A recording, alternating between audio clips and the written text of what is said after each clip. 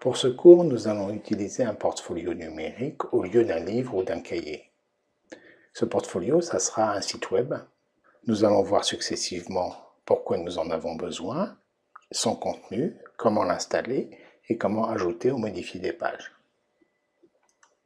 Le portfolio va vous permettre de prendre des notes et d'accéder à la documentation du cours.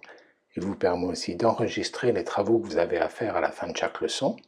Et c'est lui qui sera utilisé pour rendre compte de ces travaux à votre enseignant. Enfin, il vous permet aussi de communiquer avec vos partenaires quand vous faites des projets à plusieurs et si vous voulez montrer ce que vous faites à vos amis.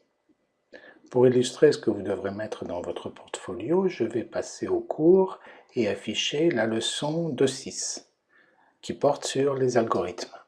Alors, vous allez voir que dans ce cours, il y a un certain nombre d'exercices qui sont décrits au sein du cours et ce qui vous est demandé dans votre portfolio figure à la fin sous la rubrique « Réflexion à inclure dans votre portfolio ».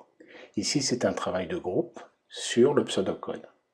Si je vais maintenant à la page correspondante du portfolio, chapitre 2, leçon 6, je retrouve pour la leçon sur les algorithmes la liste des questions qui m'étaient demandées. Dans d'autres cas, ce n'est pas des réponses de ce type qui me sont demandées, mais c'est la remise d'un projet complet, une application.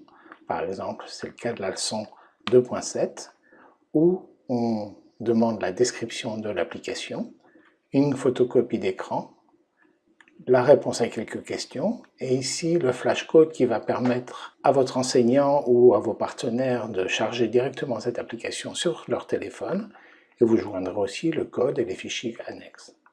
Revenons maintenant au début du portfolio pour en examiner le contenu et à la page d'accueil.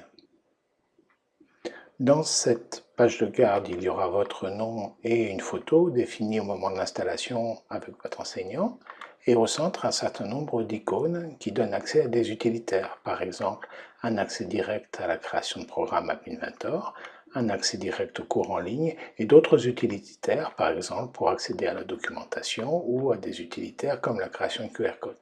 La liste des icônes va changer et ce ne sera probablement pas la même au moment où vous commencerez ce cours.